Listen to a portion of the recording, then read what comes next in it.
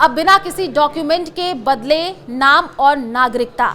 जाने ईपीएफओ के रूल और ऑनलाइन सुधार का पूरा प्रोसेस। नमस्कार, मैं हूं आपके साथ आयुषी गुप्ता।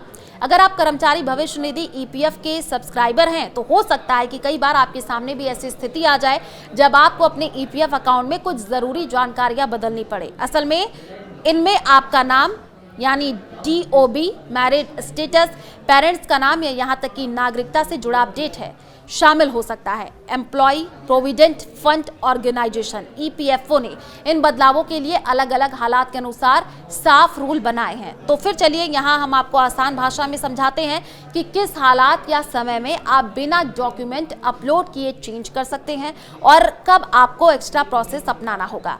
बिना डॉक्यूमेंट अपलोड किए कौन कौन से चेंज किए जा सकते हैं। कुछ खास रूल्स के पूरा होने पर आप अपने ईपीएफ प्रोफाइल में बिना किसी डॉक्यूमेंट के ये जानकारियां बदल सकते हैं। नाम, नागरिकता, माता पिता का नाम, वैवाहिक स्थिति, नौकरी ज्वाइन करने की डेट, नौकरी छोड़ने की डेट। ये सुविधा तभी मिलेगी जब नीचे बताए गए सेक्शन 3 की शर्तें पूरी हों।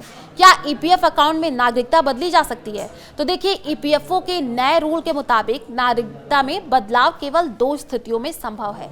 जब आपको प्रोफाइल में नागरिकता वाला कॉलम खाली हो और आप उसे इंडियन करना चाहते हो, जब आप अपनी नागरिकता इंडियन से इंटरनेशनल में बदलना चाहते हो। इनके अलावा अन्य किसी स्थिति में नागरिकता बदलने की परमिशन नहीं है। बिना डॉक्यूमेंट बदलाव कब चांस है?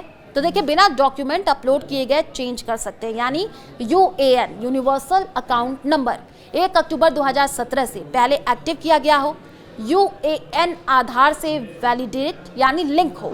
ये दोनों शर्तें पूरी हैं तो ऑनलाइन प्रोसेस काफ़ी आसान हो जाता है। यूएएन 1 अक्टूबर 2017 से पहले एक्टिव है तो आप क्या करें? तो देखिए, यूएएन 1 अक्टूबर 2017 से पहले एक्टिव है तो चेंज नियोक्ता की मंजूरी मिलने पर ही चांस होगा। ज्वाइंट डिक्लेरेशन को आपके नियोक्ता एम्प्लॉयर की मंजूरी मिल जाए। एम्प्लॉयर की परमिशन के बाद ही प्रोफाइल में सुधार किया जा सकता है। यूएएन आधार से लिंक नहीं है या यूएएन ही नहीं है, अब ये भी सवाल है। तो देखिए, अगर इनमें से कोई भी स्थिति है तो यूएएन आधार से लिंक नहीं है, आपका यूएन बना ही नहीं है। फिजिकल ज्वाइंट डिक्लेरेशन फॉर्म भरना होगा। ये फॉर्म नियोक्ता को देना जरूरी है। नियोक्ता इसे ईपीएफओ अकाउंट से अपलोड करेगा। इसके बाद फॉर्म ईपीएफओ को भेजा जाएगा।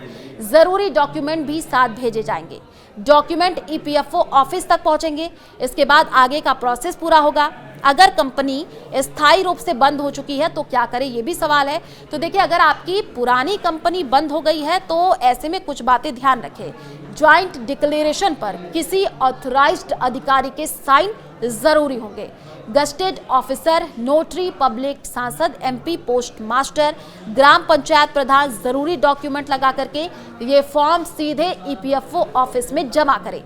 ईपीएफ प्रोफाइल की जानकारी। ईपीएफ प्रोफाइल में सही जानकारी देना बेहद जरूरी है क्योंकि गलत डिटेल्स की वजह से क्लेम ट्रांसफर या विड्रॉल में दिक्कत आ सकती है। तो इसलिए टाइम रहते अपनी जानकारी चेक कर लें। जरूरत पड़ने पर सही प्रोसेस अपना करके चेंज जरूर कराएं।